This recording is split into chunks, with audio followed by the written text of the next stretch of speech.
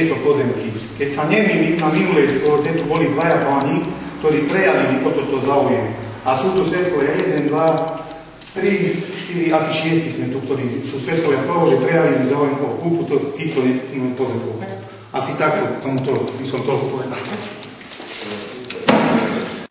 Uznesenie z roku číslo 2007, číslo uznesenia 95. Obecné zastupiteľstvo stanovuje jednotnú sadzbu 20 korún, respektíve 66 eurocentov za 1 meter štvorcový pre odkúpenie pozemkov zastávanej časti rómskej osady vo vlastníctve obce pre všetkých záujemcov o vysporiadanie pozemkov, ktoré sú zastávané rodinnými domami a užívajú majitelia rodinných domov.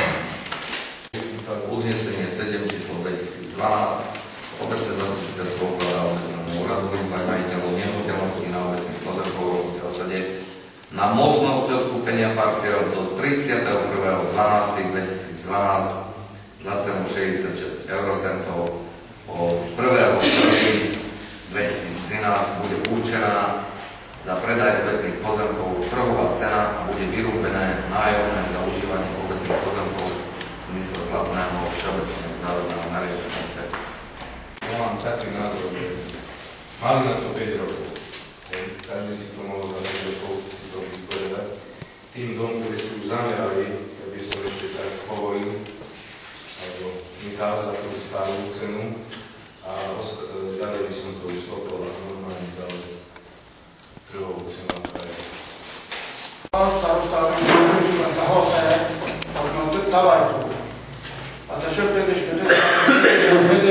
a csökkentés ma katasztrális kivanfizetve, szabálytó, állítólag tornán a feleségeket, de én is ki van nekünk fizetve, és nem van. Majú platný geometrický plán, ktorý popísal, že ja by som hovoril na tú to berú za toľko reaktíkov, vtedy urobené uznesenie a u nich by som dal 100% zároveň. Ja prikladám k tomu názoru, že sme to mohli tohoto roku ešte nechať tak, vyjde tu už od roku 2007. Dáme im možnosť, ktorí ešte to môžu, ktorí ešte chcú, nech si to áno, nech si to dajú spraviť a tí, ktorí si nechceli a ktorí nechcú, tak budú na budúceho roku takú cenu také vaše alebo treba naformulovať uznesenie s tým, že bude zakomponované stanovisko kontrolóra a zákonnou formou bude vykonaný tento predaj. Ja proti tomu nič nemám, keďže vieme, že oni vlastne odvlani ťahajú za týmto na vlastné náklady si dali zamerať, vybavili papiere. Oni sú tí poriadni, ktorí chcú a im teraz povieme, že nie. Hej. Tak ja hovorím, tu bolo požiadané stanovisko kontrolóra, presunulo sa uznesenie, vlastne táto žiadosť sa presunula ešte z minulého zastupiteľstva podal vysvetlenie pán kontrolór ocitoval, ako sa to zákonnou formou má riešiť. Takže ja proti tomu nič nemám, keď sa to takouto formou zákonom bude riešiť. Ťažké rozhodnutie, lebo obyvateľia obce sú takisto placovia daní a robia si takisto, ak neposudzujem to, že vy takisto ste si zbehali za tým a všetko ste si riešili po poriadku, ale potom treba nejak sformulovať to uznesenie fakt, že toto sú poslední ľudia a proste nech sa to zmení. 66 centov v porovnaní s tým, čo platia obyvateľia obce, je neprimerané. A za týchto okolností, a za čo sa to všetko udialo, si myslím, že by bolo na čase to dať do poriadku. Takže áno, za, ale toto nech sa to zmenia, nech sa to naformuluje už túto list. Už je to pozemky už niekoľko desiatok rokov, tie domy si postavili už dávno. Je na škodu veci, že si nevysporiadali skôr, ale majú záujem o to, aby sa táto vec riešila. Musíme byť aj my ústretoví a umožniť im, si myslím si, že to je vysporiadanie.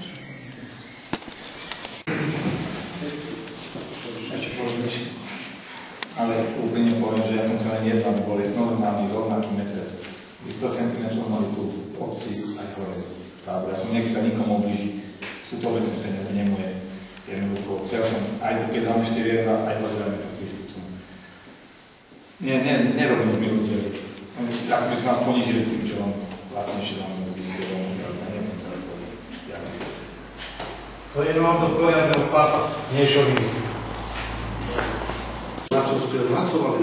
Ale keď ste počúvali to stanovisko kontrolóra, tam sa nikdy nehovorí o cene. Hej. Tam sa hovorí, ako formou treba postupovať. Áno, oni tu do rizika dali si to zamerať a keď ste počuli, tam je to jasne napísané. My teraz nebudeme hlasovať o žiadosti, teraz je len prvé uznesenie, návrh uznesenia, ktoré bude vysieť 15 dní. Keď sa tam prihlási žiaľbou podľa zákona nejaký iný záujemca, ponúkne vyššiu sumu, bude aj oni pristúpia na tú sumu. Teraz sa nebavíme o tých 66 centov, teraz sa bavíme o žiadosti pána Bujkáša a Zuzany Bujkášovej. Ja som povedal svoje stanovisko, že áno, postupujeme podľa toho, čo prečítal kontrolór. Pôjde to na tabuľu, musí to tam vysieť, lebo ináč sa to nedá prejať. A potom budeme musieť hlasovať o tej sume, za ktorú to pôjde. Vlastne teraz zase sa nechápme zle, tu sa nebavíme o 66 centov. Tu sa bavíme o ich žiadosti, čím to chceme predať a takou formou, ako prečítal kontrolór. Teraz zase to vyznie tak, že my sme hlasovali o 66 centov, Ale tak ste to odprezentovali, pán moment. Nie, ja som povedal, že takou formou. On tak povedal, že nech postane tak, jak ste hlasovali v nule, keď som nedobre porozumel, tak ma predlčte. Ja som povedal, že iný ešte ide tak, ako na staré uznesenie. No tak to vyznie, ale keď sa rozumieme, ja som na začiatku povedal, tu je stanovisko kontrolóra, ako formou sa to má predať. A tam je jasne napísané, že to musí vysieť na to berem, ale jak to prezentovali pán Katona, pán Janoš Dea, takisto pán Trh, tak povedali, že akože čo ste rozhodli minule za tých 66 centov, tak ste to mysleli, alebo nie, tak ste to hovorili? Chcem niečo zvedomím tomu, že pôjde o priamy predaj pozemku alebo zámer predaja majetku obce. Z dôvodu hodného osvetlenia, prečo som to pochopila. A na tých 15 dní budete musieť vyvesiť aj cenu. Aby mohol niekto samozrejme viac a on mohol niekto niečo namieť. Tak to je to zákon. Neviem, či si zvedomí, že takto vás hľadu. Áno, môžeme baviť, ale bavíme sa o tej žiadosti. Dokončili jeden bod a potom sa bavíme o minulých uzneseniach, o zrušení, ale dokončili tento bod zákonnú formou. Dovolíte Bohu. Môžem sa spýtať? Ste rozprávali tam, že neprinášajú žiadnu osobu pre obec tieto pozemky. Podľa pozemkového zákona máte právo na náhradu pozemkov alebo na náhradu za užívanie týchto pozemkov, ktoré niektorí občania užívajú. A dokonca za dobu, ktorú vy si určite a dokedy viete dokázať, že tieto pozemky oni užívajú. Neviem, že prečo vy to evidujete, že nemôžete z týchto pozemkov mať zisk. Nechápem. Nemusíte mať nájomnú zmluvu, ale môžete žiadať náhradu za užívanie týchto pozemkov. 100% to je tak. Vyštáci odtiaľ vie, že tam nestačia.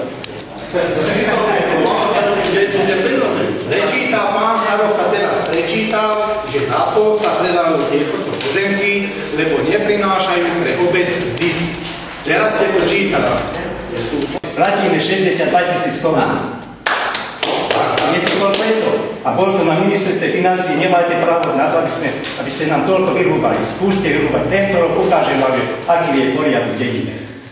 Aj nám budete dávať 66 halierov, alebo ako to.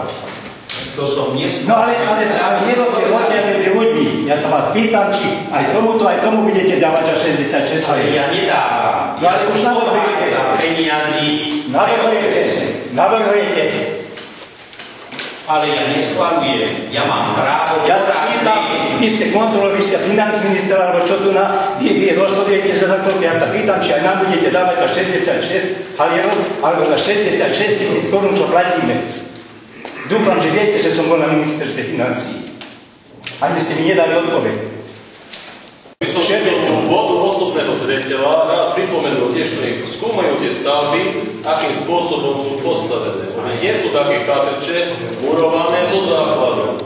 Jak je vybavené, keď sú sociálny prípad, nech aj toto trošku preskúmajú, že ako sú sociálky, čo by v mojom prípade predstavovalo možno 250 eur, postaví niekto dačo také.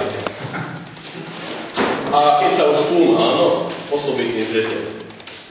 Tiež by som rád pripomenul k tomu, keď je niekto sociálny prípad, ako vie postaviť v dnešnej dobe človek niečo s pevným základom a z hyporiek a ešte niekto dokonca plastový okná. Keď je na sociálke. Sociálne, áno, keď sa už sociálne cítime. Dobre, ja chcem sociálne cítiť, aj cítim. Len sa pýtam, prečo takto výhodne predá jeden dom, čo je postavený na základoch, z betónu, s iporkami, s plastovými oknami za 66 centov. Ešte tiež je to tam, kde skúmaní. Nech si to niekto pozrie. Nejedná sa tomu chatrče. Je tam kanalizácia, už je tam aj voda, pomaly tam bude aj plyn, tak sa mi zdá, ale nevadí. Obec má postavenie, samozrejme, aj stavebnú orgánu a podobne, ale čo sa týka vlastníckych vzťahov, obec nie je účastníkom takého. Tak, dovolíte, pán doktor, by si sa vás jednu vec pýtal, môže? Hovoríte, že obec do toho nemá nič. Keď sa nemýlim, obec je stavebným úradom. Teraz som povedal. Nepočul som, prepáčte, a myslím, že... By som doplnil, teraz keď si to nepočuli, som povedal, že obec nie je účastníkom tohto právneho vzťahu. Máte pravdu, obec je stavebným orgánom a podobne, z toho titulu áno, ale čo sa týka majetkoprávnych vzťahov, tak by som sa vás pýtal. Teraz ste povedali, že obec je stavebný úrad. Stavebný úrad zo zákona má vykonávať štátny stavebný dohľad. Je to tak, alebo nie je to tak? Nie. Tak potom, kto je na kroku ohľadom tohoto, týchto nelegálnych stavieb? Vy ste boli informovaní o tom cez médiá a všelijak a podľa paragrafu 88 môžete začať konanie z vlastnej iniciatívy na odstranenie týchto stavieb na súkromných pozemkoch. A toto vám vyplýva zo stavebného zákona na základe zákona o vykonávaní štátneho stavebného dohľadu. Je to tak, alebo nie je to tak? Ešte raz som hovoril na otázku pána poslanca, že obec nie je účastníkom, čo sa týka majetkoprávnych vzťahov. Majetkoprávnych vzťahov nie, ale vy ste zodpovední za vykonanie štátneho stavebného dohľadu. A nemôžete sa vykrúcať, že tam nemôžete ísť, lebo štátny stavebný dohľad má prístup na všetky pozemky, ktoré sú v katastri a v kompetencii obce. Je to tak, alebo nie? Áno, obec má postavenie stavebného orgánu. Áno, veľmi pekne vám ďakujem. Starosta, počul si? Stavebný stavebný dohľad. Čo si pokazil potom tú pozemkovú reformu vtedy, s tou petíciou. Takto. Na to ti poviem jednu vec. Ty si to pokazil, že... Na to ti poviem jednu vec. Dovolíš, ty si ma obvinil, že máš pateráž, ja ti poviem, že toto odvoláš, čo si teraz povedal, nakoľko to, čo si povedal, je klamstvo.